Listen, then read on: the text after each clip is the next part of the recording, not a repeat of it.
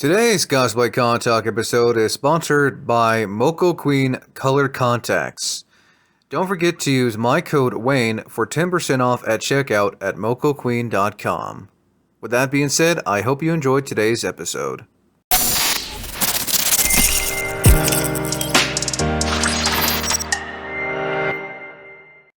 How's it going, everyone? Wayne the Unknown here, and welcome back to another episode of Cosplay Con Talk, where we basically discuss everything pertaining to the cosplay community and conventions.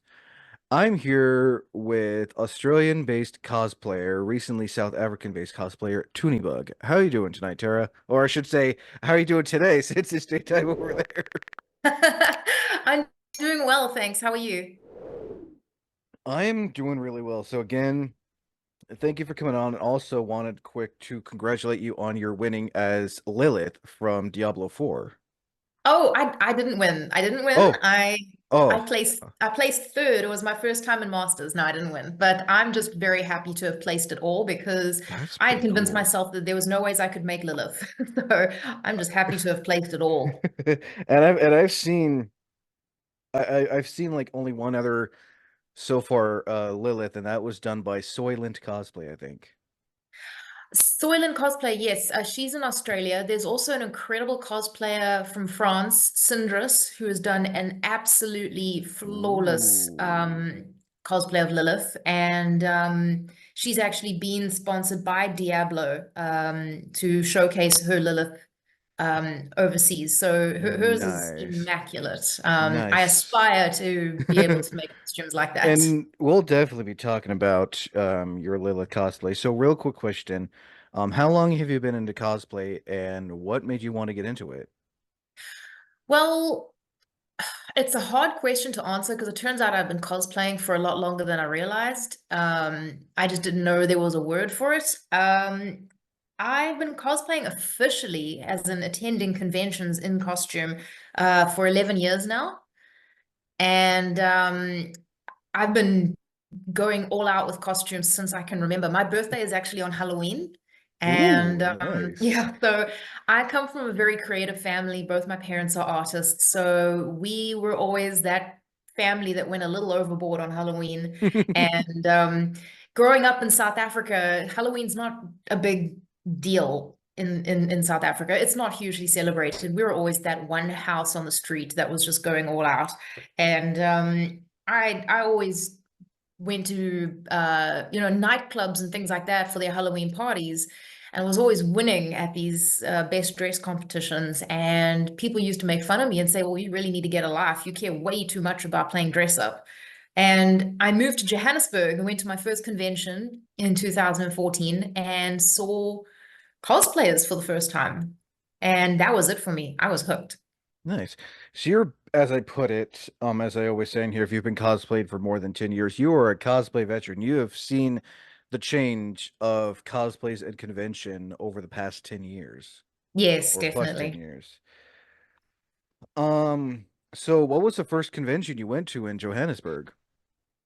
The first convention I went to, my little brother convinced me to go to. He's a very big gamer, and it's a convention called Rage, which is exclusively a gaming expo. So I thought the rules were you had to dress up as a game character, and not being a gamer myself, I just went as the only game I knew, which was The Sims. Ooh, I thought, let me nice. just add a little spice though and make it interesting. And I went as a S- naked sim with a big like sandwich board of blurred pixels. And I yes. had so much fun. And then I realized very quickly that you could dress as anything remotely pop culture. So I was like, all right, well, I will be back next year. And I've been going back ever since. So this would be at Rage Expo in Johannesburg? Yep, that's the one. At the Johannesburg X, I've never heard of this concert. I'm kind of I got a Johannes. It had been going on for quite a while. I had just never heard of it because obviously I wasn't in the scene. But it only really picked up as a cosplaying event in around 2014, 2015. All right, I'm looking at the place right. Oh, that's for anyone who's not familiar with this is the place where the convention's held at. It's a pretty decent, it's a pretty big sized place. I think that's It is. right. It actually only recently changed venues. It was always held in a very large indoor arena called the Dome. And then during COVID, because events were all canceled, the actual venue struggled and they ended up being bought out by a car dealership. So Rage had no choice but to move on to another venue. But it actually turned out better because the venue they got now is, I would honestly say, 10 times better. Well, I mean, it looks like you can also do stuff outside as well, Yeah. not just Yeah. like one big giant. That's pretty. Yeah, I've never heard of Rage Expo, but I'm definitely have to look more into it now and whenever I get the chance to one day travel to conventions outside the US. I'll have to look Well, into fair that. warning, if you do go, it's usually in December, and the weather is incredibly spicy in Africa in December. Oh, I heard it can get pretty hot over in Africa. Yeah, it can get to about 100 degrees Fahrenheit. Not like here where when it's winter it's cold and other places further. No, well, Johannesburg's got quite extreme weather because in winter it can get to below freezing. Ooh. It can get to like -10, -5 degrees. And then in summer it gets up to like the hundreds. Oh, I'm familiar with triple digit weather. Um, so Rage, you went because your brother uh convinced you to go because he's a gamer. What was that like going to what seems like a pretty decent sized convention? It was eye-opening. I honestly felt like Harry Potter going to Hogwarts for the first time. I felt like I had found my people, I'd found my home. Um, I remember meeting a group of people there who were so friendly and not in a creepy way. They were so chatty, and to this day, they have become my closest friends. We've been bridal parties for each other's weddings. We've shed huge tears when I moved, and they've become like absolute family to me. And I met them at this convention. Nice. We're quick second, I gotta get some water. Now, did you only go the one time to to Rage, or how many times have you gone to Rage Expo? Oh, I mean, excluding the times that events were canceled during COVID, I've been every year since 2014. And like for and like for what you said, it's expanded. Did you happen to go when they changed venues? Yes, yes. I was very involved when they changed the venues.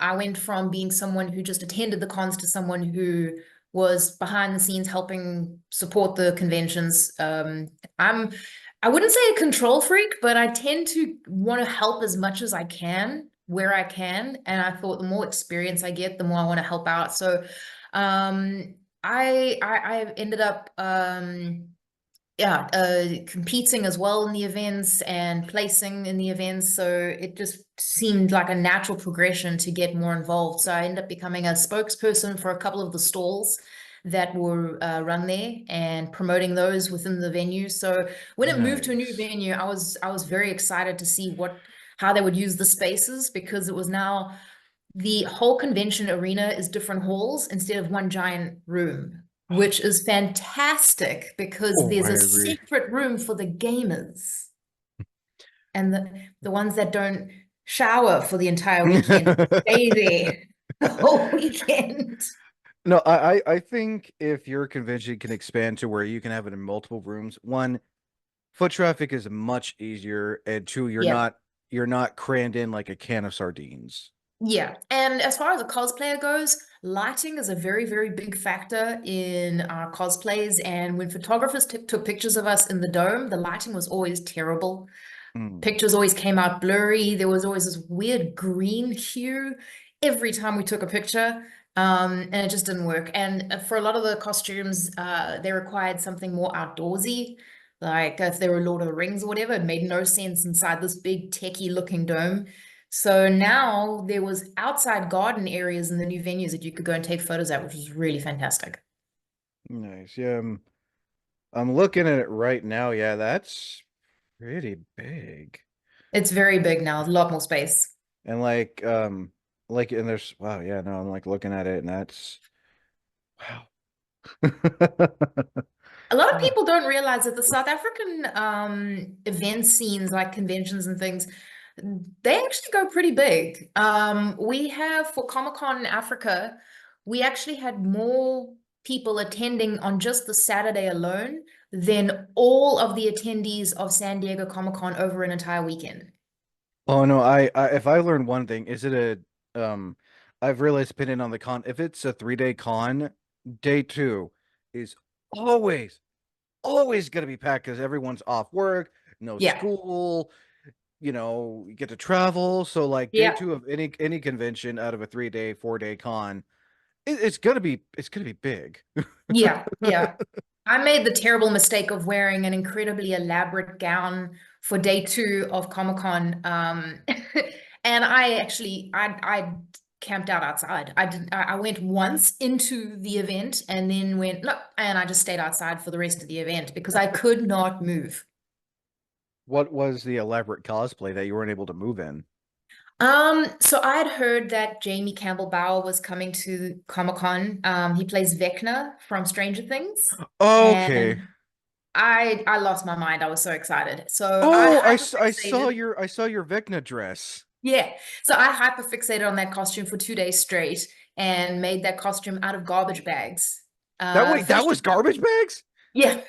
Holy Yeah. shit. That's it. That's impressive. That the fact you made that out of garbage bags.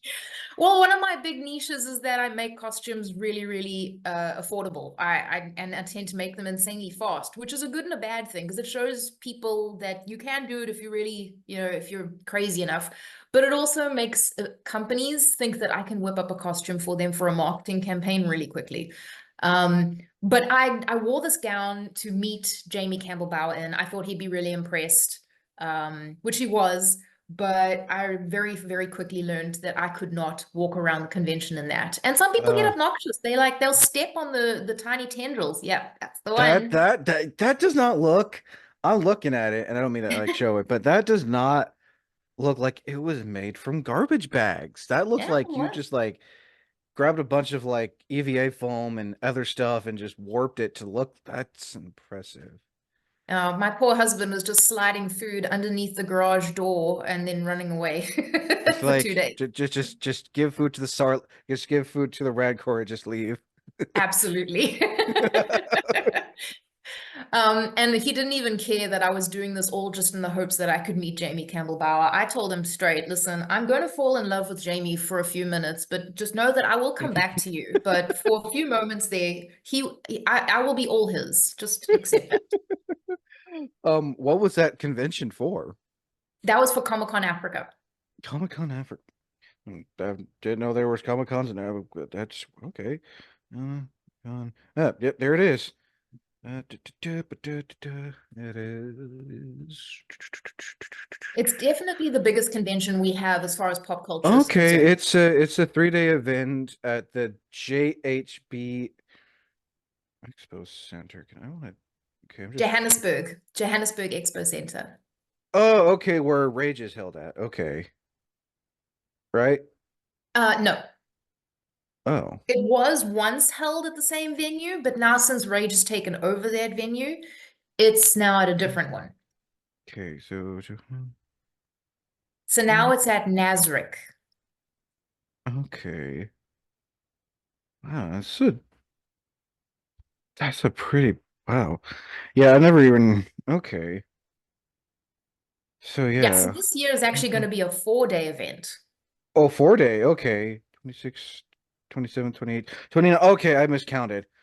Wow, 4 days. Wow. That well, I mean Yeah. it right in fall too. And they're gonna be announcing the 2025 show dates too. Wow. They really like to stay ahead, huh? Oh no, they're very much so like stay ahead, especially because people like to buy the tickets well in advance to get the early bird discounts. We as South Africans, I mean, being a not a first world country, if I can put it that way, if we're being a developing country, economically, we complain a lot about how expensive these cons are, but I don't think people realize how cheap they actually are compared to overseas conventions. Yeah, I'm actually looking at the prices right now for this one So I before we think it's go. about like 600 Rand for the weekend, for a weekend pass, for a 4-day pass, and that works out to about $50. Yeah, I'm looking at it right now. Well, I mean, I know the price is different than it's gonna be in the US. It says for a 4-day pass for well this is early because I know they sell the tickets early. It says R $700 for 4 days.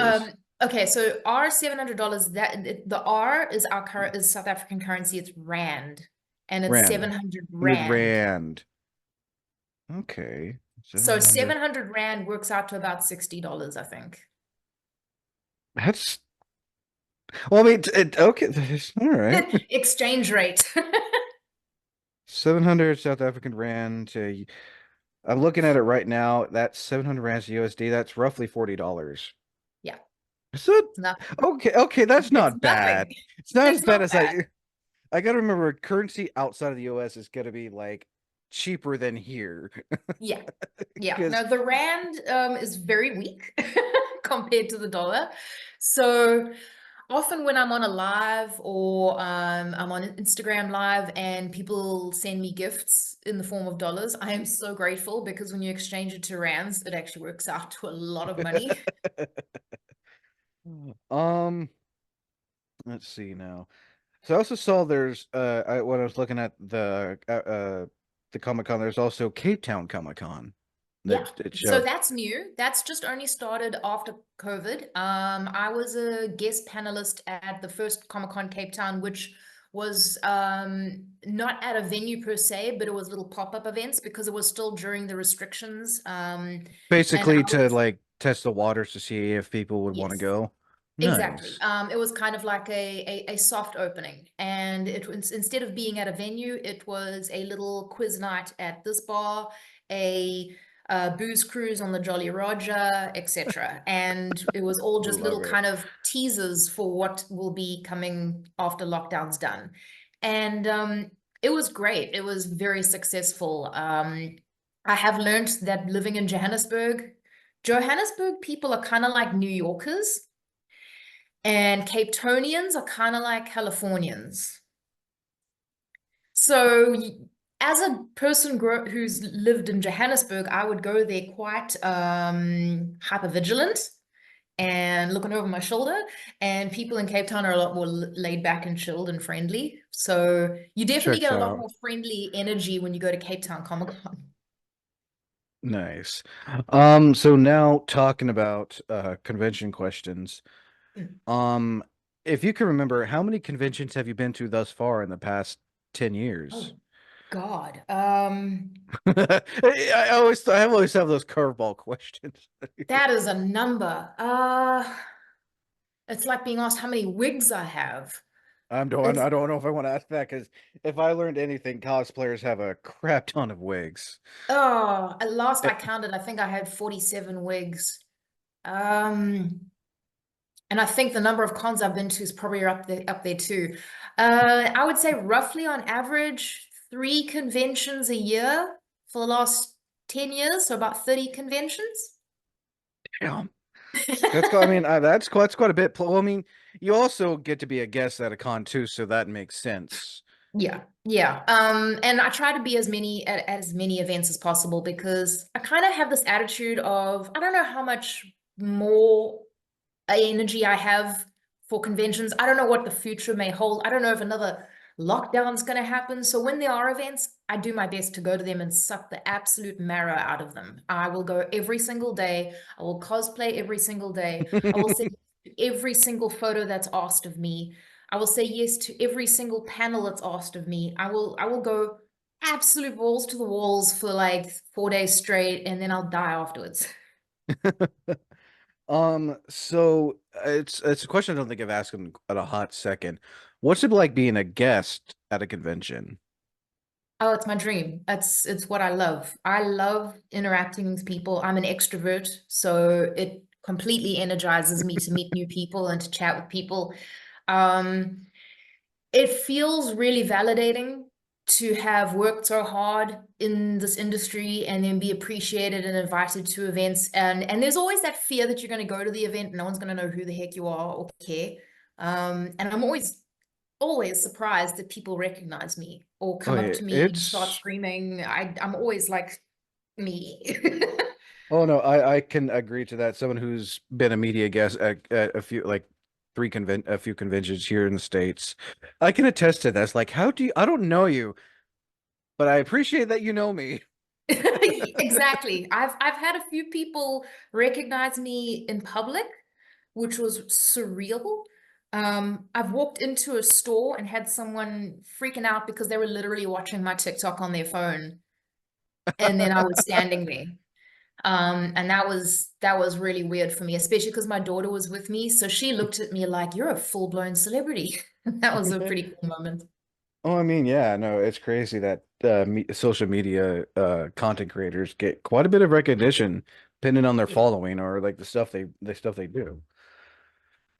Let's see here. So you haven't been to any conventions in Australia yet. Are there any you plan on going to soon this Yes, year? this weekend I'm going to be going to Supernova Sydney, which I'm very excited about. Ooh. So Um, nice.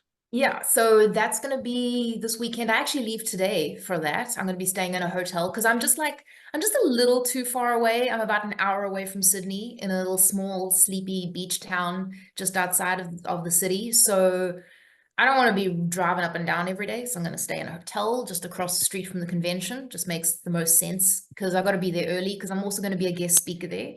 And Ooh. I'm going to be doing a panel tomorrow at 10:30 in the morning, so I've got to be ready to go pretty early. I gotta remember it's daytime there.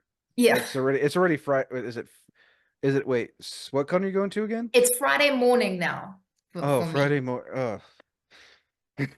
Is it Thursday night for you? Yeah, it's Thursday night for me. So getting used to the different time changes when I interview someone across the world. So this will be out. So this will be out on Saturday over here. This interview will be out on this Saturday, Oh, which will be I think a Sunday morning perfect. over there. So Yeah, Sunday morning for you, Saturday night for over here in the States. awesome.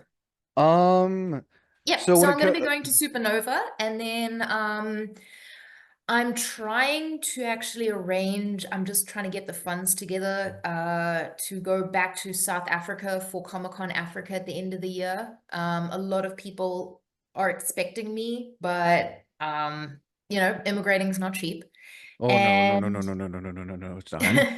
it's basically taken our life savings to get you. So I am relying on the kindness of others to make it happen. And then in I want to say October. Yes, in October there's PAX, which I will be going to, which is in Melbourne, which is I've been told one of the biggest Oh, conventions. it's PAX in general is like a pretty big. We have PAX West over here in the Yeah, States, and it's a it's the pretty big same gaming same convention. franchise.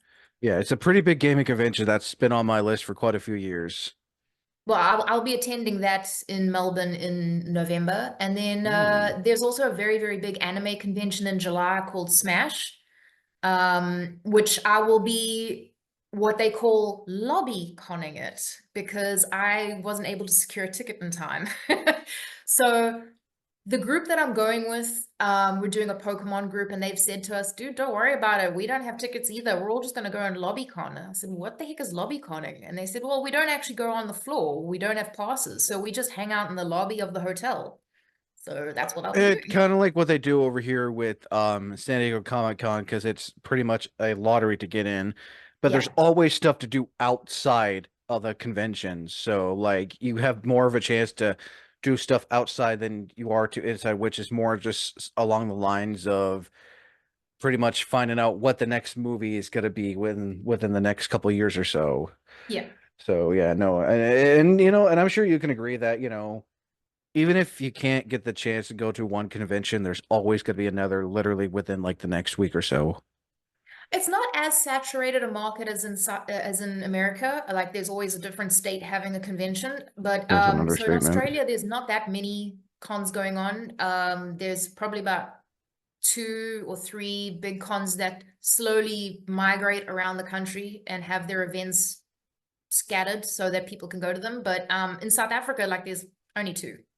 So everyone swarms to them because there's Oh, no other opportunity. I wholeheartedly believe it. Yeah, no, from what I've seen, like, you know, it's not like here. where there's a convention literally every week. Yeah. It's sad to say, but yeah, it kind of feels a little oversaturated. And I'm no disrespect to cons here in the States, but I can't imagine what it'd be like having a con every week over or every month in Australia or Johannesburg. Yeah, you make a plan around it. You work your life around it because there's not going to be another chance. But the nice thing about having so many conventions every other weekend in America is that you can go, oh, well, if I'm not feeling it this weekend, I can just go to another one some other time. Like, at least there's that. See, with having just one or two events that you can go to in South Africa, it's like, well, you're not going to get another chance. You have to make it work. You have to make a plan. I don't care what your schedule looks like. I don't care what your budget looks like. It's this or nothing. Sir. Have you been to any conventions in the States at all before? No, I would love to. I would absolutely love to. My number one con to want to attend is Dragon Con. Oh, in Atlanta, I know quite a bit of people who've been on this channel who've gone to Dragon Con in Atlanta, and it's Oh, practically I'd a love to go. it's practically a party con, and one of my favorite actors, Mark Meir, attends that con. Oh, that would be a dream for me. That would be goals right there. I could quit cosplaying after that. It's like, okay, I'm done. I'm done. Nothing can top this. So now on to some convention questions. Um, when it comes to someone going to their first convention, um, what advice would you like to give? Someone like whether they want to go to, for example, like a con over there or just, go to a convention in general. I would definitely say my best advice. Look, I don't know if this is just in South Africa, but safety is a big priority when attending conventions. So my number one advice would be go with a friend. Never attend a con alone. That would be advice number one. Always let people know where you're going. Um, I tend to be over vigilant and I share my location with like five different people just in case. I keep that live location until I get into the convention and actually meet up with my friends. But for the most part, don't drive alone. Have a buddy with you just in case. Always carry with you some glucose sweets or some energy sweets of any kind because sometimes the queues to get food can be really long, or you get caught up in it and you forget to eat. And you can go from having a great time to lying flat face on the ground very quickly. You don't want that. Um, yeah, so hydrating and having some glucose sweets or or an energy bar or something in your pocket is always good to have. Uh, I say always keep a power bank with you to charge your phone. The amount of times I have run out of phone battery and now I gotta drive home and I break down on the side of the road or something and my phone is dead. Because I've been using it all day to film TikToks or film my friends or take pictures. So yeah, bring power bank so you can charge your phone. And big advice I would say for when you are at the convention is um, if some photographers want to take pictures of you, always bring a buddy with you. Don't ever go with any photographers alone. Definitely don't change at the convention. I have literally had I've had photographers follow me to my car and try and sneak a picture of me undressing. Because Equal I've had consent. because I have had to change before I could literally drive because my costume was so restricting, there was no ways I could drive. So I had to get out of my Vecna gown, and a photographer literally snuck onto the guest panel parking lot grounds and followed me and tried to get pictures of me. The So fuck? if my friends that were with me hadn't noticed, I would not have noticed. So Well, I'm glad always have they. friends with you. Oh no, you answered my question about the, as I call it, having a convention buddy, someone to bring with you, just so like the things just go awry, they can help Yeah. you with whatever, your Yeah. posse, your group, your gang, your dungeon party, so to Yes, speak. exactly. And And make sure it's someone you can count on. I have been caught with friends at conventions who have then suddenly just disappeared. like, where the fuck they Yeah, go? And then you're stuck, or they had your phone, they were holding your phone and they Oh just dipped. no. Yeah, that's the worst. And if and anyone can agree on here, internet at a convention center is crap because Yeah. everyone's using the internet. Yep. So it's just like, oh my God, so many people are using the internet. Ah! And I've you have like, the added problem in South Africa of load shedding. So it's a power cut implemented by the government because they cannot maintain the power. They haven't maintained any of the power plants for years. So for the last 12 years, they've implemented this thing where they actually turn off the electricity, sometimes up to 8 hours a day, every ooh, day for the last 12 years. oh geez, So you'll no be at the bueno. con in a hall and suddenly no power for 2 hours. No internet, no lights, no nothing. I can't imagine, especially like during the heat when you have to save energy too. Yeah, and all the fans turn off, all the air conditioning turns off. Oh, So Comic-Con's been very there good. goes your makeup. Yeah, Comic-Con's been very good though at having backup generators. Their generators are the way of life in South Africa. I don't know a single person who doesn't own a Jenny or an inverter. So I mean, after 12 years, you kind of catch on. Well, I mean, that's good that they at least prepare. It's like, hey, just be sure to have those generators fueled up before. We're so used to it now, though, that when the power goes off, we just turn our phone torches on and carry on shopping with our little torch in the dark. We're just like, load shedding, and we just carry on. You just see a bunch of little flashlights and down Artist Alley. We just That's carry on. but I feel bad for especially those vendors that have like, who rely on their phones to use to swipe your card or, to tap. Yeah, yeah. They tend to struggle, but that's why they all have power banks, they all have inverters, they all have we're so used to it now that we just carry on. And if you're lucky, you'll have mobile data. Yeah, yeah. We spend a But lot of money on mobile data.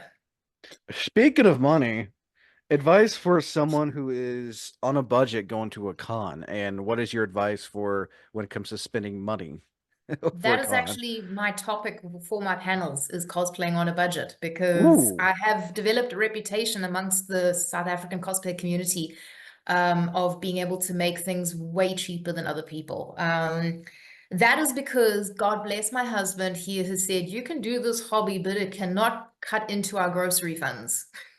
Under no circumstances are we starving because you had to buy Warbler.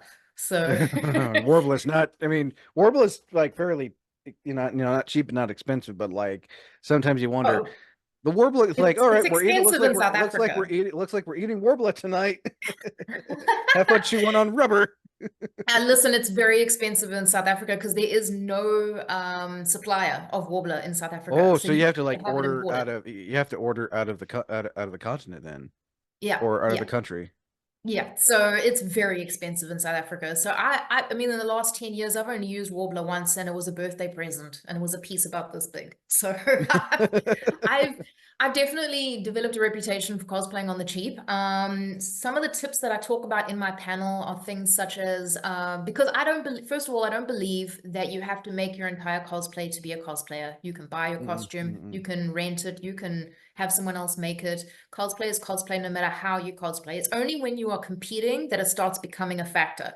But if you are just cosplaying for cosplaying and not for competing, some of the tips that I often suggest are things like thrifting is a very, very nice way of finding costumes. You'd be surprised how often my cosplays have actually begun as some random piece of clothing I found at a thrift store that I thought had potential. Another big thing to do is, the websites like AliExpress, Wish, Temu, all those kind of websites. That's if you're wanting mass-produced costumes. They're not going to be perfect. They're not going to be great, but they will do in a pinch if you order in a timely manner, because that is one big thing as well, is that if you're ordering from those websites, it's touch and go whether it'll get to you in time. So if you have time, those are the way to go. And other great ways of cosplaying on the cheap is join those not websites, sorry, Facebook groups like Cosplay Buy and Sells. USA cosplay buy and sell. A lot of people will be selling off old cosplays to make room for new ones or to get money for the cons they're attending, and they will sell really immaculate Mm. cosplays for dirt cheap just because they're trying to get rid of them and they want closet space. So Oh, I've found so many fantastic cosplays from people who have immigrated and just weren't taking their cosplays with them. Another big thing to do as well is when you are picking a character, try and purchase wigs that are versatile. I know it sounds really silly, but you can save a lot of money if you have one good red wig that goes for multiple different characters. When you start doing anime characters where the hair is very specific, it can only be it can only be used for that character, and they're very expensive because they're highly styled. Oh no, And I've seen like oh God, I've seen like where they look like they're using like diamond or something, like a diamond yeah, type material to make like shiny see-through wigs. yeah, they can get really insane, and the prices can get really insane, and they get so niche and so specific to the character that you couldn't use them for any other character. But I've got wigs that could be used for I have used for 6 or 7 different characters. So it's a great way to save money is if you can get a good quality wig that you can style differently depending on what character you're doing, you can save a lot of money that way. Oh, I wholeheartedly agree. So another question I have, it pertains to money spending. Advice for someone for some so what are your thoughts on budgeting if you're going to a convention and you don't want to try to spend a whole lot of stuff like merch or autographs and everything? Oh, it's so easy to spend money. It's so easy to It's like just spend money. I'm only gonna buy these one things. Leave a con with a backpack full of merch and autographs like Yeah, and the problem is a lot of the time with these, I mean, you want to support the small companies, but unfortunately, a lot of the time, you've got companies like Shein that mhm. will sell the same product for a fraction of the price. So it's hard to you want to support the small companies that are making this, especially because companies like Shein are stealing their ideas and selling them for a quick buck. Mhm. Um, but at the same time, right now, with the way the economy is all over the world, you go to these conventions and think, I can't justify $400 for a backpack. I just can't. So, I would say the best advice is draw cash, keep that cash on you, and that is what you spend. And if it runs out, tough. That's it. Do not dip into that card. Just have that budget and stick to it. No, I and it's the same with same with food. Like, because let's face it, food at a convention, it's not the convention's fault. It's the center itself decides on how much they want to sell for food, you know. Oh, we found a great plan for this. Me and my friends actually came up with a great hack for the food situation at these conventions. We have a little WhatsApp group and we call it, because we call the back of our cars, you call them trunks, we call them boots, Hmm. and we call it boot bra, which is like, or boot food. And one person per day of the convention will be in charge of making something for everyone, whether Ooh. it's a giant pasta salad or a giant potato bake or something or sandwiches, whatever. It's up to them, they can decide, but they make something. They pick a day, they make something, we put it in a cooler box in their boot, and then when it's lunchtime we all text each other on the group and we say it's lunchtime, and we all meet at that person's car, we open the boot, we sit on it, and we have our sandwiches and we eat there. That's see that I like. There's a con here in Oregon where they let you bring food in because even the convention staff like knows not like the staff for the convention center, but like the con staff.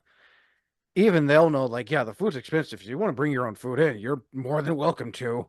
Ah, no, that's nice, but we're not allowed to because obviously they worry about people bringing in alcohol and things like Oh, that. yeah, And that. obviously the food trucks want to make money, but if the queues are insanely long, I mean, you don't want to spend the half the day sitting waiting in a queue just to be charged $100 for Oh, one pizza. yeah.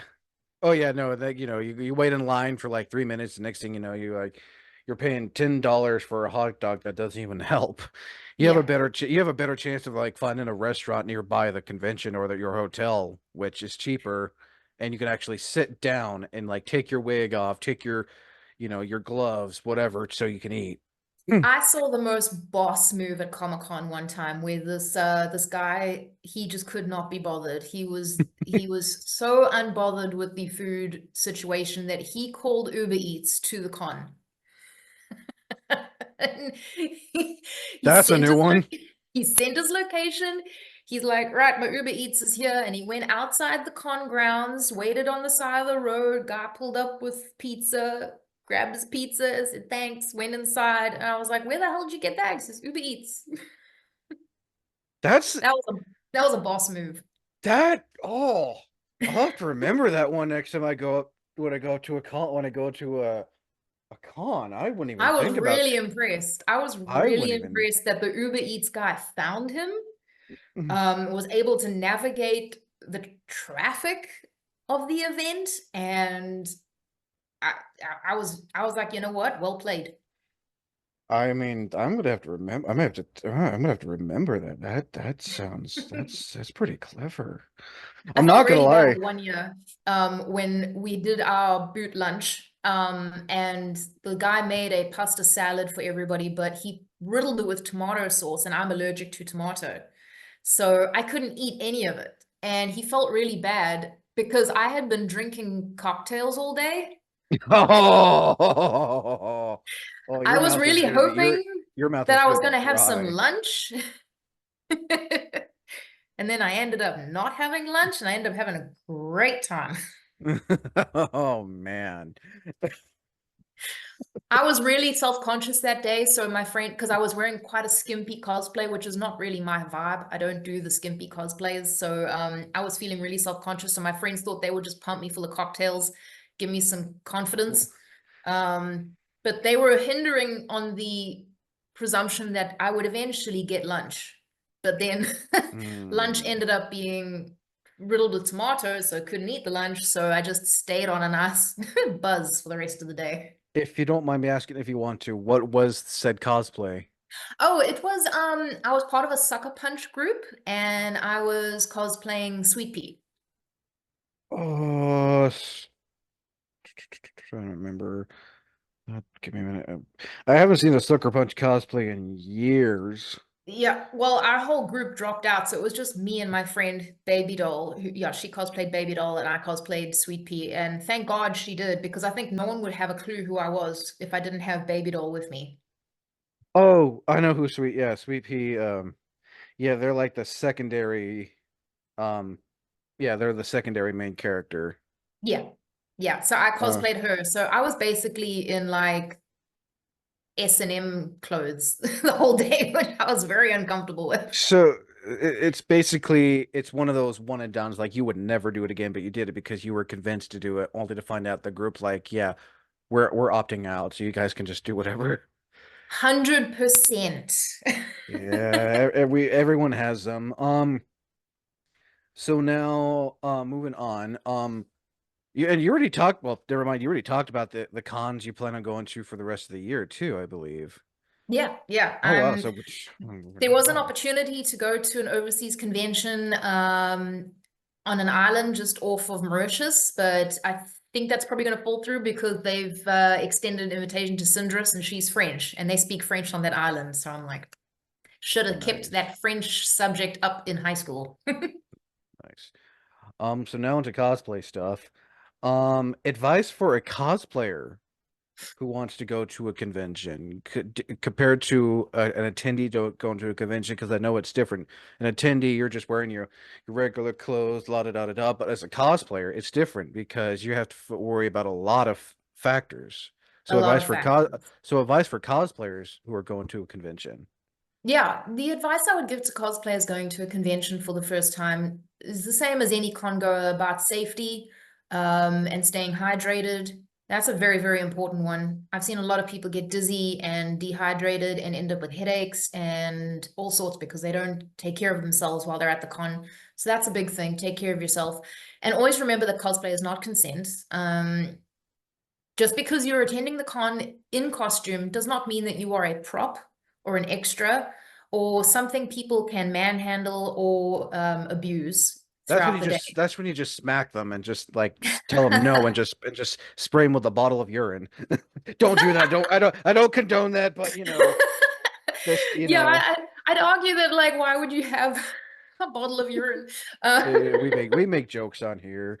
But no, I know cosplay does not equal consent, and Yeah. if it gets to that point where they're not going to listen, that's when you get con security or have a friend who's like just a friend You there. need So to if they see you, have a guard dog friend. yes, like you see in Yeah. the You TikToks need all the scary time. dog privilege. You need a friend who is scary dog privilege. And I'm usually scary dog privilege at conventions. So the funny thing is we did last year, I did a big cosplay group.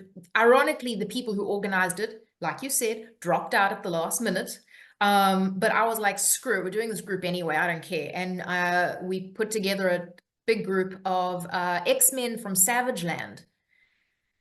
And Ooh. I initially didn't want to be a part of this group because I'd seen the outfits and I was like, Wait, oh, this, Savage Land, isn't that the one with where Ro wears that skimpy looking outfit?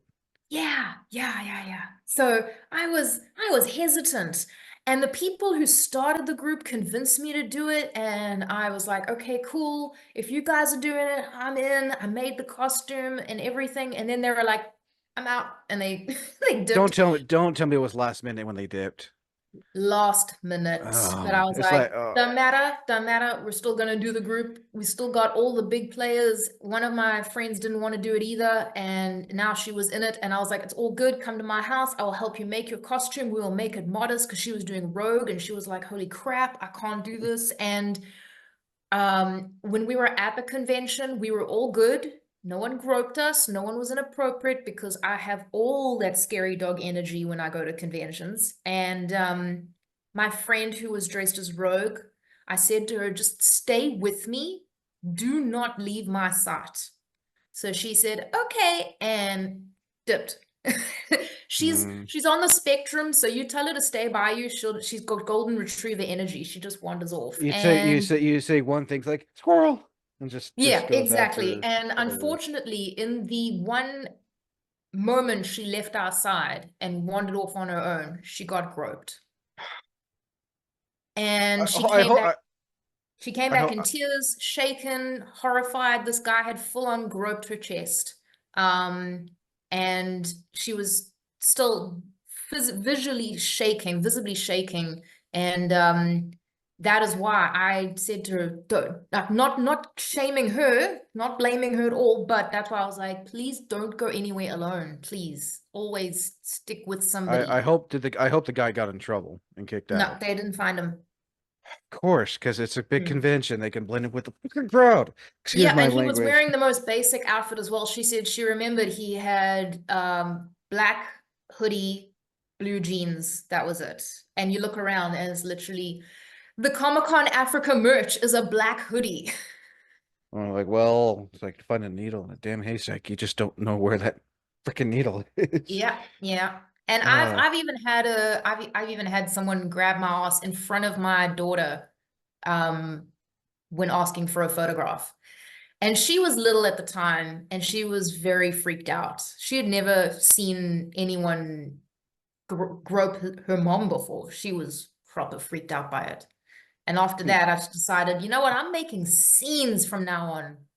I'm gonna make Oh big no! scenes I'm like, from if, now whatever on. you have to bark, act like a wild animal. Yeah, If it scares them and if it creeps out other people, if it makes other people look at you, it's like good.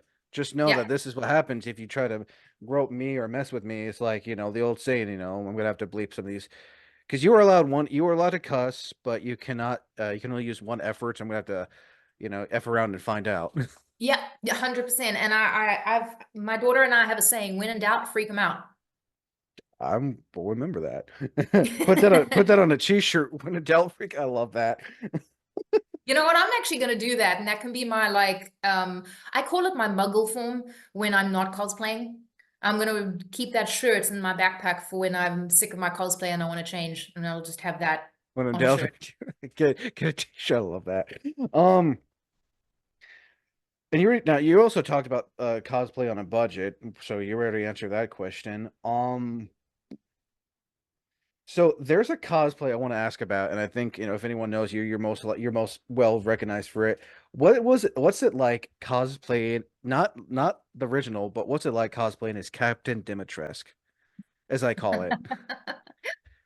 That monster was created late one night when I was doing one particular video that it was during the Loki series, the first season, and people were jumping on a trend of taking a character and making variants of the character.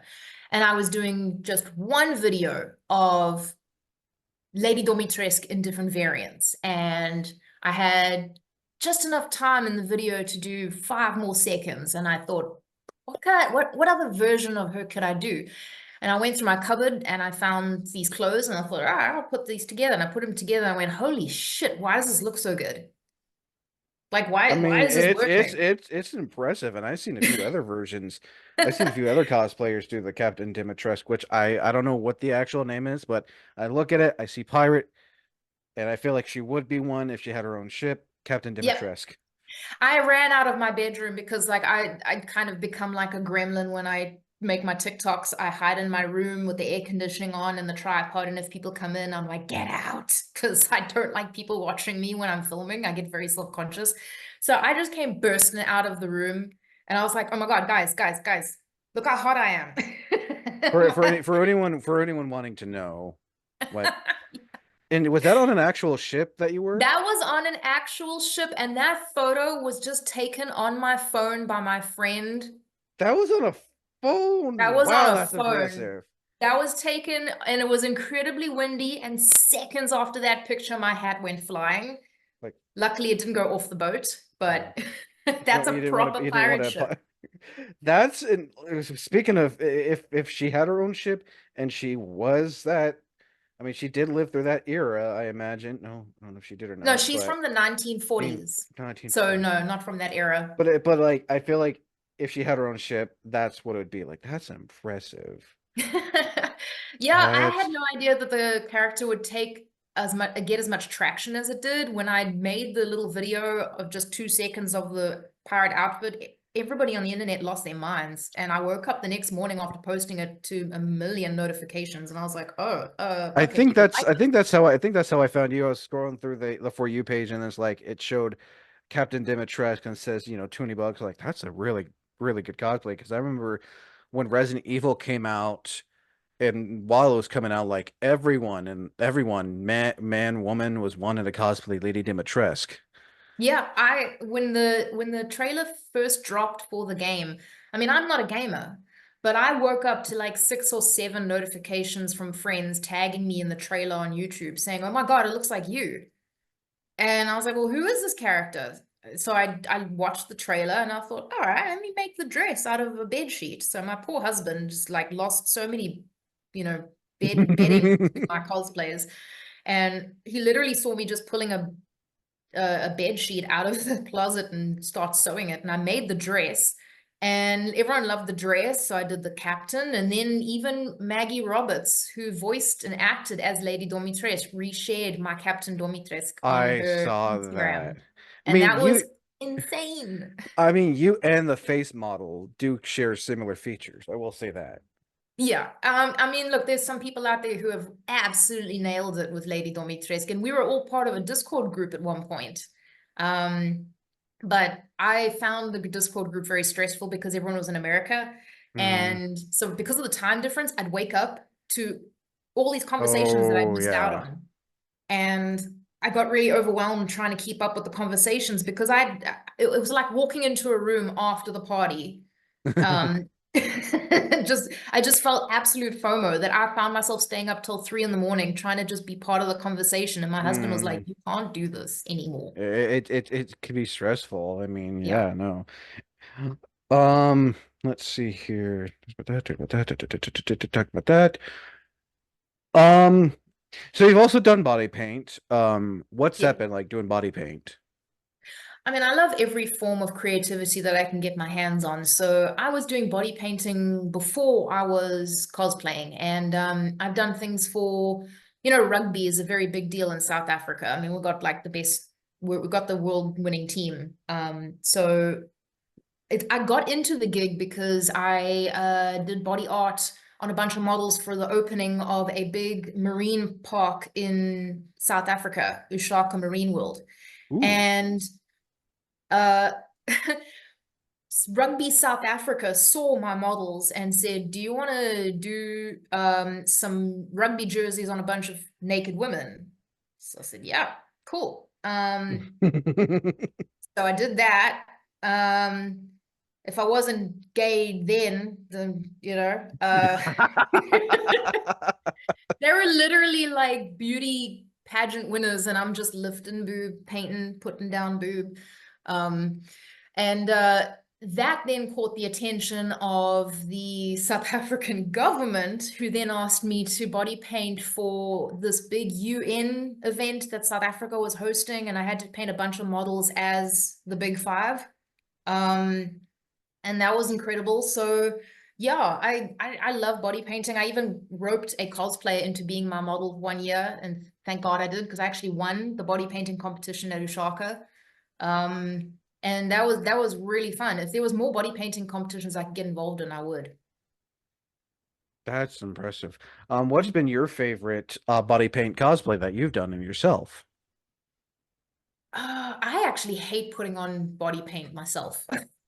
I love painting other people. I hate putting it on myself. But I would have to say when I cosplayed a Na'vi from Avatar. I seen your Navi from Avatar. That's impressive. So that was just face paint. The body is a bodysuit that I hand painted. A lot of people thought that it was just me naked, and I'm like, TikTok would not let that video stay up if it was just me naked. Oh, they do depending on who the person is. 'Cause TikTok can be very, Yeah, yeah. they can be very. Mhm. Let's just leave it at that. Yeah, that's really impressive. How long did it take to do your face for the Navi? The first time I did it wrong because I was rushing to actually go to the premiere. So that only took me an hour. And then the videos that I've done for TikTok, I took my time, and it took about 2.5 hours to do the body paint. Nice. So now onto the cosplays you've done. So we already talked about the one and done that you will no longer do, which I completely understand. Um, what's that one cosplay you haven't done in so long that you would like to bring back? Ooh, that's a good question. I go back to so many old golden oldie cosplays.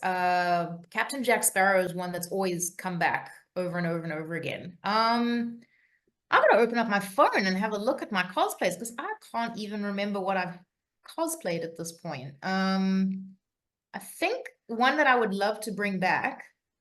Um, no, why did you open? Sorry, I shush. Sorry, my alarm was going off. Oh, good. I don't know why it was. Let me have a look here at my cosplays. Oh, you know what? It's one of those cosplays that I'm really proud of, and I did it once and I've never worn it again, and no one would know what it is, but I really enjoyed cosplaying. It was Nightmare Moon from My Little Pony. Who? Exactly.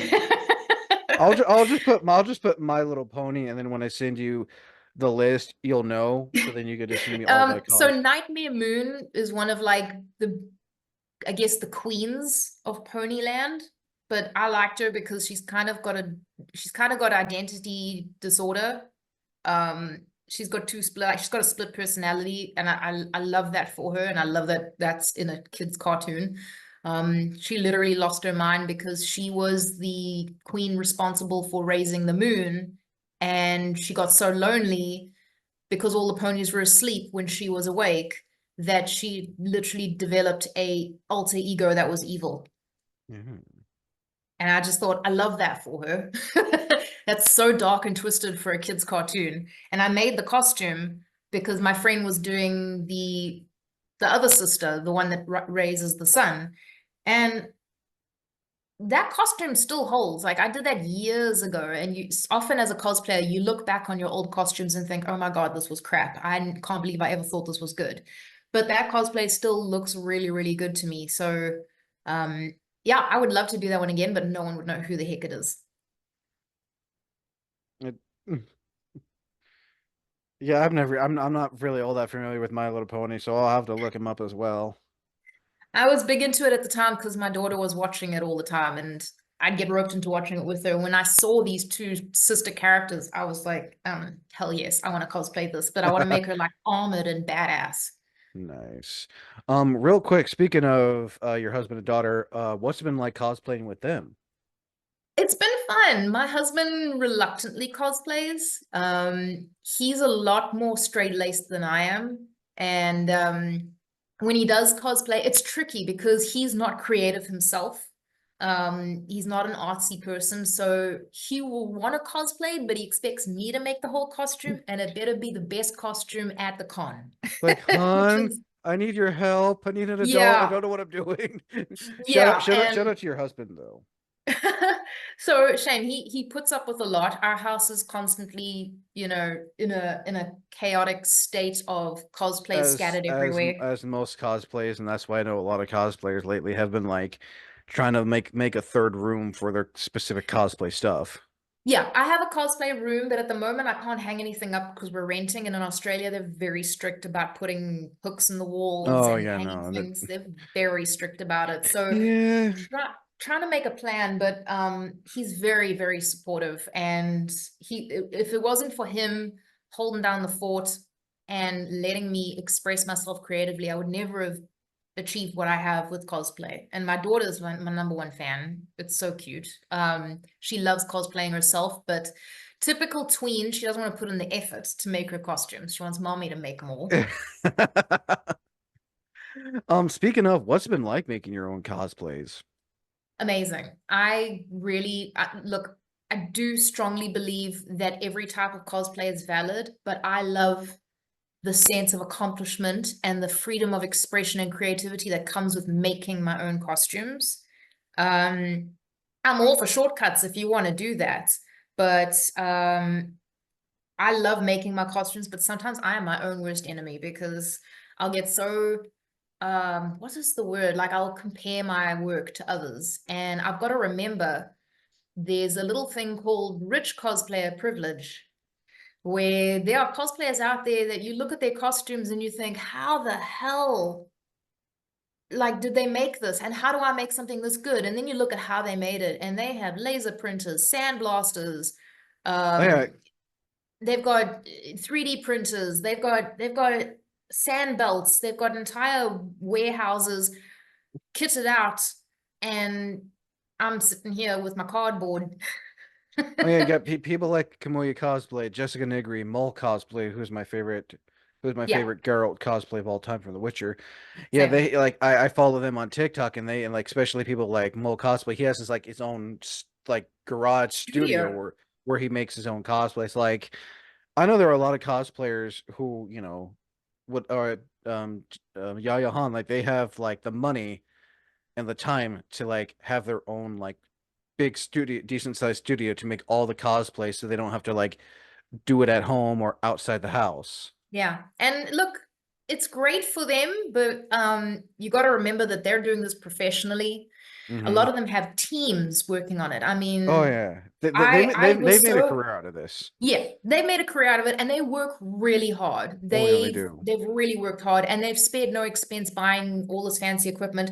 I do personally feel though that with competition, there should be a limit on how much fancy equipment you're allowed to use because at some point, there's got to be like, okay, how are ordinary people with ordinary jobs and ordinary salaries supposed to compete with someone who has an entire studio full of the latest, most expensive equipment making their costumes for them? Oh, yeah, How are they supposed to compete with that? and a good chunk of the time, some of those who have all that are normally like guesting for the con as a judge or a guest cosplayer. They're not Yeah. actually competing because they've done all that. They're at the point where they're just making guest appearance, making panel appearances, making hosting the cosplay Yeah. contest and letting like people like, letting other people, you know, enter the contest. It is Have the crazy. limelight. Unfortunately, there are still a lot of cosplayers out there who what they'll do what we call sandbagging, where they have achieved everything they have to achieve in cosplay. They have reached the top. They've won all the best competitions. They are now guest stars.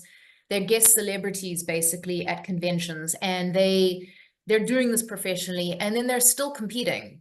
Like And I feel like like at some point you got to stop and go, you know what, I need to let other people yeah, no. I have an I I opportunity. I wholeheartedly agree. It's like I get it. You want to keep that title, and I've discussed this before in a panel on here about, winning and losing a cosplay contest for the first time, like how you should actually act compared to how Mm, most people act. Like, yeah, it sucks, but you all should be happy for this person. And then, if you win, also, be you got to be professional about winning. Like, yes.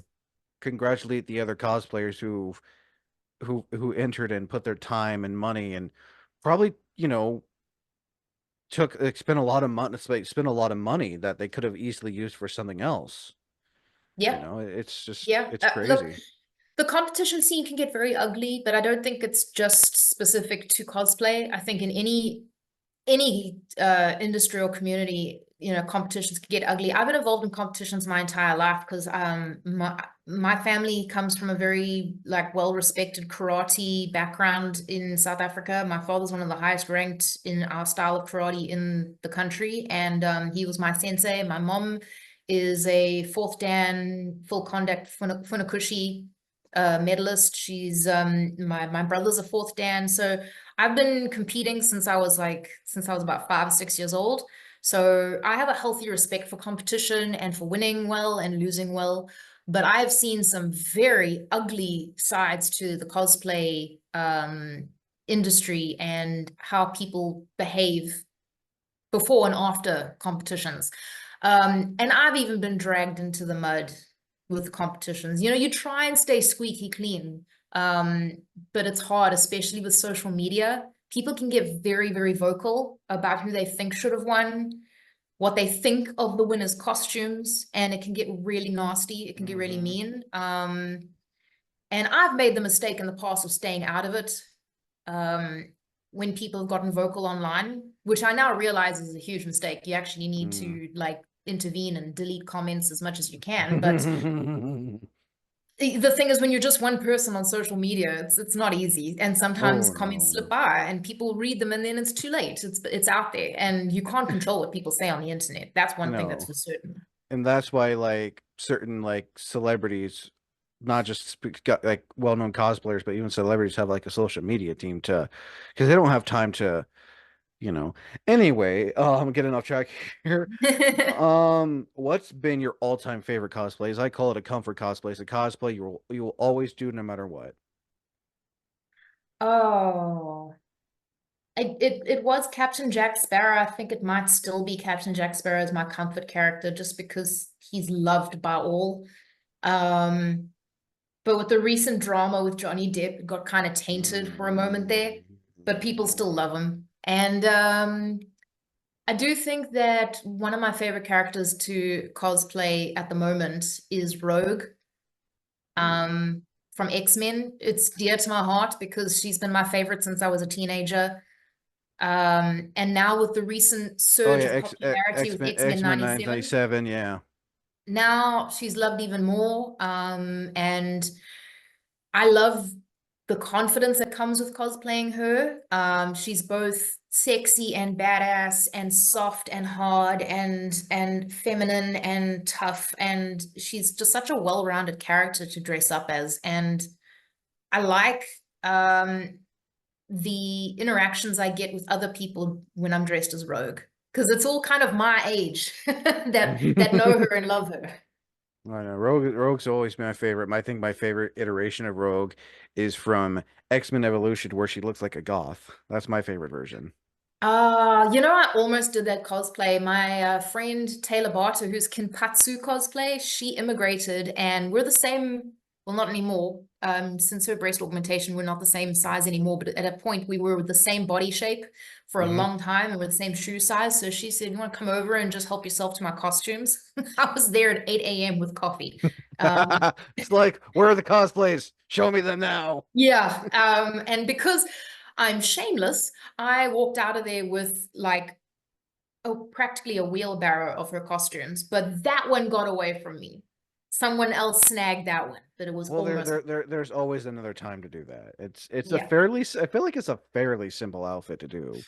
I honestly think you could probably go into Shein and find every single piece of that costume. No, I don't doubt it. Now on to future cosplays. Cosplays you're currently working on and your all-time dream cosplay. It's a cosplay you always wanted to do, but it's not in the skill set or the budget yet. Oh, okay. I have a couple. So on the cosplay plan list right now is a beautiful rendition of Lady Loki that was a figurine I've seen. I'll send you a picture. Well, I can actually show you here. Um, Oh, so I've seen that. I've seen people yeah. cosplay. Oh God, what's It's oh, Lady Loki, but I can't remember what this version is, but it is super detailed, so it would be a really nice challenge. and that figure's not cheap either. No, no, it's not. But I would love to cosplay this version. Thank God it has a cape though, because uh that booty. Yeah, yeah, got definitely there's some assets there. Yeah, yeah, yeah. I also just because a lot of people don't know this about me, but I love Alien and Predator. I Ooh, grew up on Aliens and Predator. I would love to do a female Predator. Um, ooh, and it's on the plans. I want to make the whole bodysuit and everything and hand airbrush the little, you know, like kind of animal prints that they have. hmm. So that would be a nice challenge to do. I know that I'm probably 10 years too late. It's not relevant now, but I've always loved the comedian from The Watchmen, just because he's such a interesting character that you love to hate. I don't feel like it's too late. I've seen people cosplay stuff from like the 80s, 70s, 90s, and 70s and 60s. That's true, but I feel like, it's going to be a hit or a miss. Either people will Hmm. know absolutely who it is, or they'll be like, I don't think I watched that movie. It's 50-50. Mm. Um, and then cosplay that I really, really want to do if budget wasn't an issue. I don't actually know the name of the character. What are they from? I may know. It's from Magic the Gathering. I'll show you here now. Uh, yeah, if you can send that picture, I could just I'll put send it through. if you can send that picture, and I'm sure anyone in the comment section will know.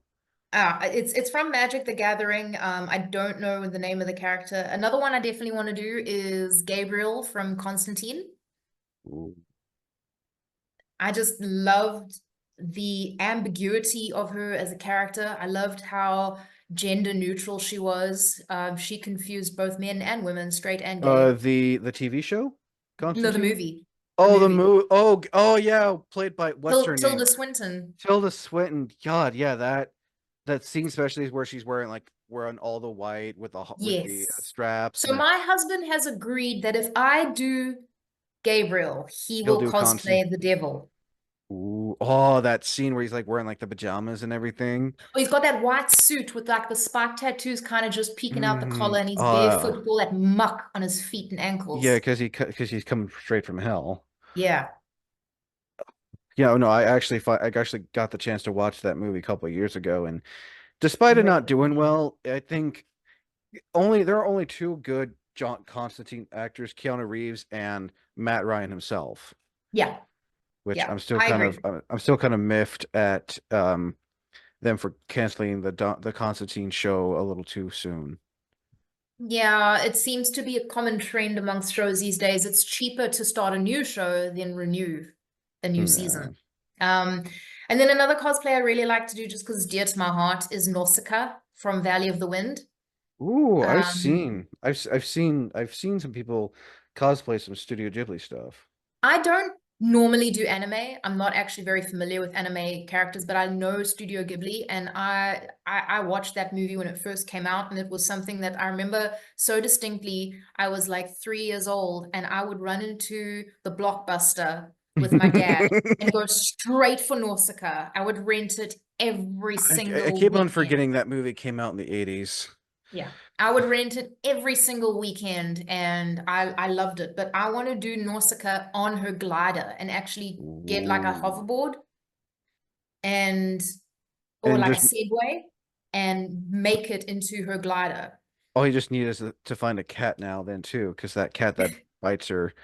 Oh, her little fox squirrel. Yeah, that whatever that thing is. Now on to my favorite questions. Hmm. So starting off first, have you ever had any cosplay mishaps where something ripped, torn, fell apart, shattered, smashed, ripped, anything that could go wrong, did go wrong with a cosplay or a cosplay prop, whether you were getting ready for the con or you were at the con and it happened? Yes, almost every time. When I cosplayed Hawk Girl for the first time, Really well done I cosplay, by the way. thank you. I was walking through the convention and my friend was walking ahead of me asking people to just clear a path so that I could Oh get yeah, because through. she's got those big wings, and you can always use her nth metal Yeah, mace. Morningstar, my bad. big wings. And I was so desperately trying to be nice. I felt really bad asking people to move out the way. And it's weird. Some people right away will go, "Oh, sorry," and move out the way. But other people tend to want to test authority just because they're being asked to just scooch over a little. And I walked past one guy who was asked to move out the way. He kind of stood his ground. He wouldn't move. So my friend was like, dude, come on, move. And he moved over. And as I walked past him, he grabbed my wings and pulled. And I just heard snap. Oh, that's a dick move. But yeah, this is I can see why you would ask people to get, out of the way because those are some Yeah. big wings. So I heard a snap. And bear in mind, I had just arrived. And I just thought, oh God. And I knew straight away he had broken one of the wings. I knew straight That's away. a And I went that's a straight to dick move. cosplay hospital.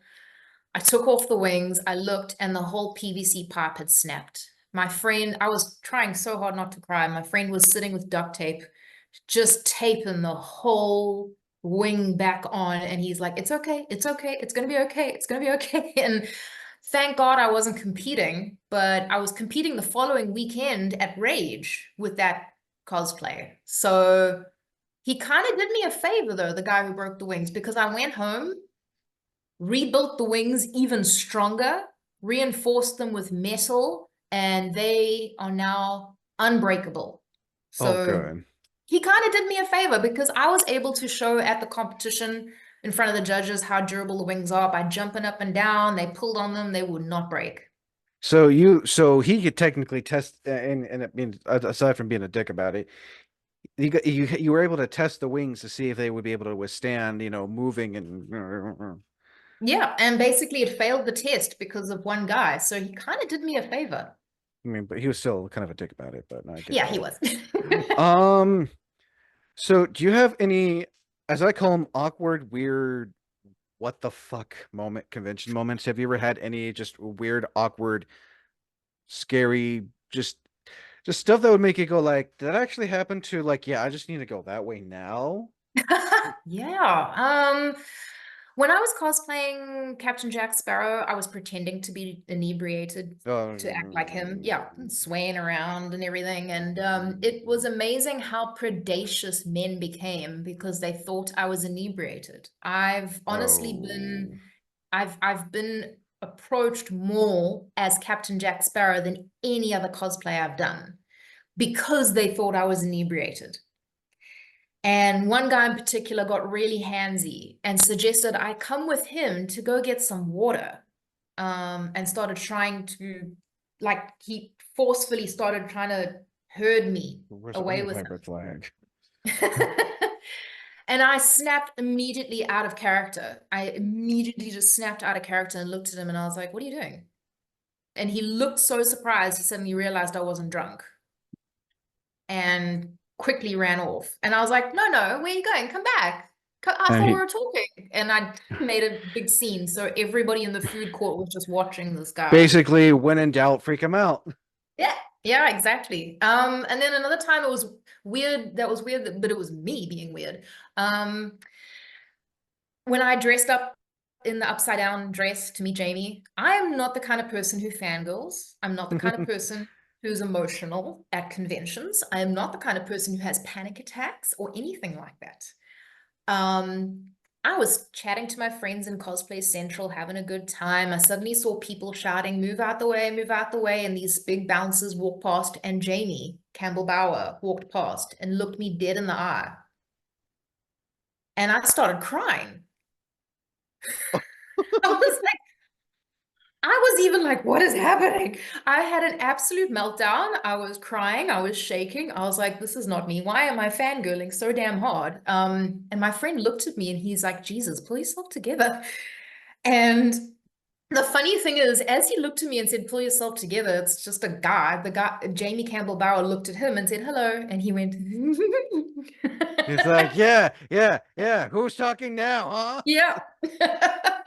So that was really weird of me to behave that way. I'm not normally like that. I fangirled so damn hard. That sounds like that's like probably your best convention moment too. Like your best convention, like your favorite moment. It was one of my favorite moments. It's definitely not the top moment. I think one of my favorite moments was meeting Ross Marquardt. Who? Um, Ross Marquardt, he's the voice of Professor Xavier in X-Men 97, and he's from Walking Dead, and he was Red Skull in Avengers Endgame. Oh, I know who you're talking about now. Yeah, Yeah, so okay, he's so he's he's meeting amazing. He was doing a panel and he was up on stage talking, and me and my friend were dressed up as Gambit and Rogue.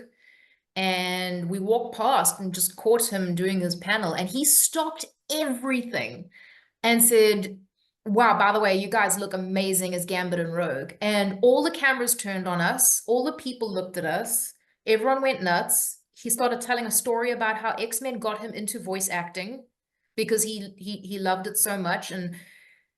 And we were like, wow, this guy's great. Should we go and like take a photo with him later when he does his photos and autographs? So my friend said, yeah, cool, let's go. And he was so Oh nice. yeah, this Yeah, that's the moment. with your permission, could I share this in the interview? Absolutely, Okay, yes. I just wanted like that's like the cool. Okay, I recognize him now. Yeah. So we went to go and take a photo with him, and he was like, what are you guys doing now? And we said, nothing. He's like, do you want to hang out? So we hung out with him for like hours, just talking about everything. He started following me on Instagram, and to this day, we chat all the time. He is the nicest guy. And after every episode of X-Men 97 aired, he'd message me and be like, okay, so what'd you think? And we would dissect the episode together. He's been such an amazing friend that I've made through this cosplay thing. That is, I gotta like that is pretty cool. My husband keeps joking that he's going to lose me to Ross Marquardt, and I just don't correct him. That I'm not gonna lie, that's pretty cool.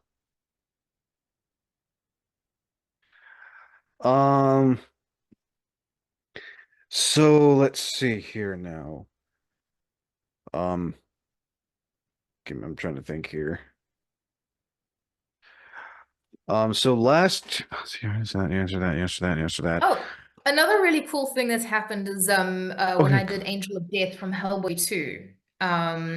which I have to say, it's a really well done cosplay. It's damn Thank near you. screen accurate.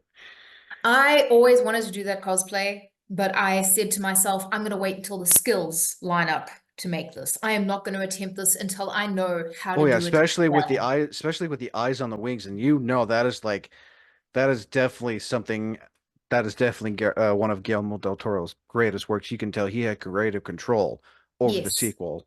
Yes, and I've always loved Doug Jones, and I wanted to make this respectfully. You know what I mean? Like I Wait, that wanted was Doug to Jones do that played as Angel of Death? yes, I didn't know. I know he played as Abe Sapien, but I didn't. But that He makes also sense because played Doug Jones. I mean, he also played the Angel of Death. Yeah.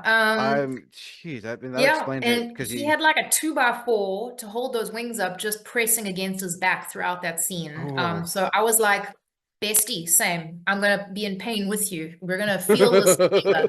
So I made it just the same, and I had that 2x4 pressing against my back all day. I could not see. My husband had to be my No, yeah, eyes the for entire anyone day at the convention. wondering. Yeah, I could not see a thing.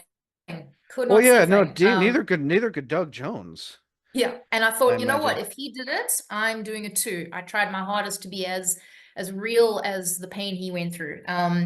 And I then hopped off. Well, I left the convention, hopped onto Instagram, and I saw that somebody had taken a picture of me, and everybody was liking it and sharing it. And then there it was, Doug Jones liked and commented and shared it on his Instagram, and I was like, I don't even care where I place in this competition. I have gotten the okay from the man himself. I'm Oh good. yeah, for anyone wants to, and I'll be showing a bigger picture too, but like here's like a more Yeah. damn. So last question. Oh yeah. Um, I forgot to ask this in the last interview a few times. What kind of impact has cosplay had on you? Like, Oh, what's it's it done changed my for you? life. It's Oh, changed that's my good. life. Not to get like super real, but society puts a lot of expectations on women. If you're a mom, you need to be a mom. If you're a wife, you need to be a wife. You need to be this, you need to be that. You need to dress a certain way, To that I act a say, certain way. Yeah.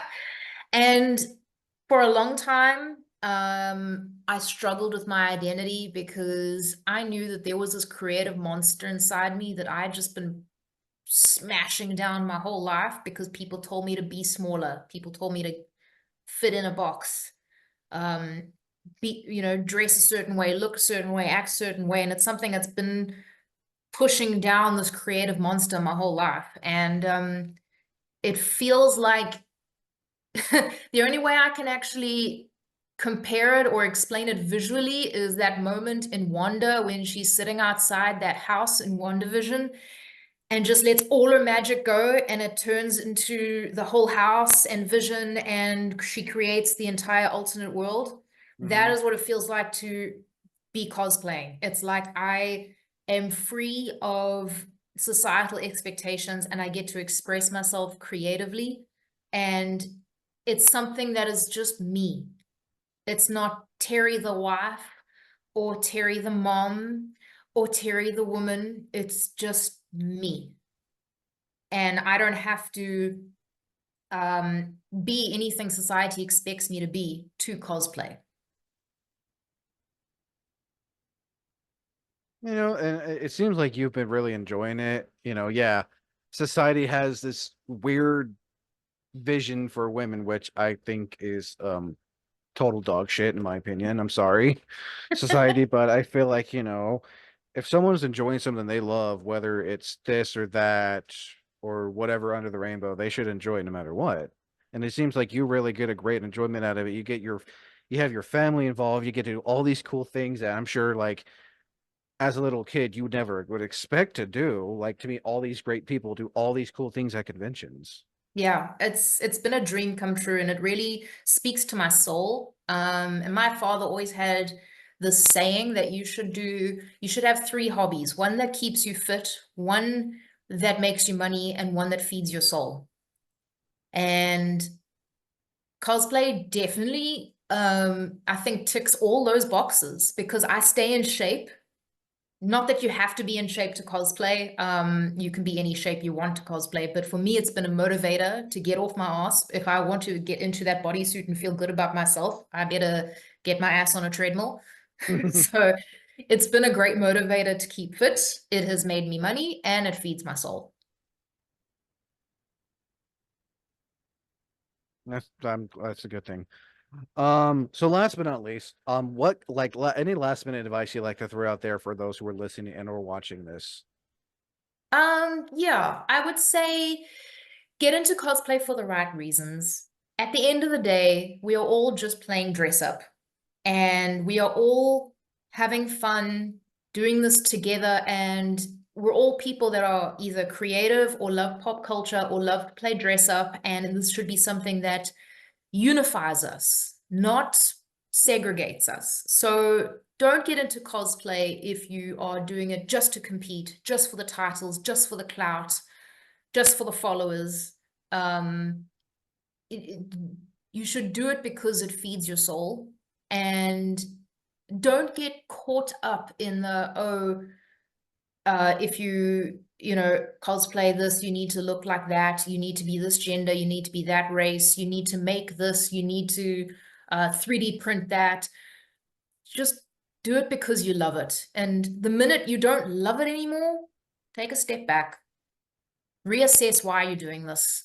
Because if it's no longer fun, or if you start getting caught up in all that clout chasing nonsense, then I don't know, it just becomes an ugly monster on your shoulder. So I do it for the love of it. I wholeheartedly agree on that. Um, Last but not least, before we end this, would you care to drop your links below so people know where to find you on social media if they want to stay up to date with your cosplays or potentially see you at said con when this drops on Saturday night, Sunday morning? Yeah, absolutely. I mean, I'm Tooni Bug on every single platform. So I'm the only one I'm not on is, I don't know, do we call it X or Twitter now? I You still know, call I still call it Twitter because when I think of X, I think of X-Men.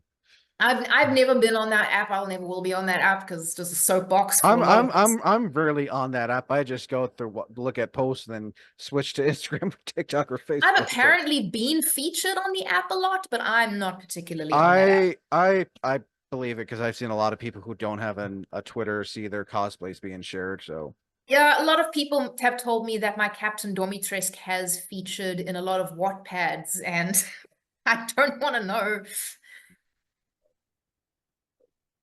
Yeah. um Apparently my Captain Domitresk is in a lot of Reddits and a lot of Wattpads, and I don't want to know. So I just stay away from no that. But yeah, no. I'm on Instagram, I'm on TikTok, I'm on Facebook, and I'm on YouTube. Oh, All as Toony Bug. I'll be sure to subscribe to you then on YouTube and be The sure to I'll be YouTube sure. is very, very new, and since moving, I haven't set up a studio to film yet, so I'm just uploading shorts on there at the moment. No full YouTube That's videos. what I do when I don't have when I'm not doing podcasts. I'll just take like record like a minute of from an old YouTube video and just plop it on YouTube Shorts because YouTube Shorts tend to get a lot more traction anyway. They do, but it's weird. It's a weird algorithm. I've had some videos that have gone absolutely viral on TikTok, have an absolute wah wah effect on YouTube. So It all depends on how YouTube and TikTok want to like they figured which one would be the most important. To me, yeah. YouTube Shorts have been very what kind to me. I think that should do it again, real quick. I do hope you enjoy the con later today. Well, by this time this comes out, I hope you enjoyed the con. Thank you. What con will you have gone to by the time this comes out Saturday night, Sunday It morning will over there? be it will be Supernova Sydney. So they call it Sydnova. But no, I love And it's that. going to be in Sydney at Olympic Park all weekend, and I'll be hosting a panel there. I'll be doing print sales as well on the Saturday and Sunday. So, you know, if people in Australia that are coming to Sydnova want to get a print or a selfie or whatever, they can find me there. Again, Toony Bug, thank you. And as always, I'm Wayne the Unknown. Until next time, thank you for listening, and as always, thank you for watching.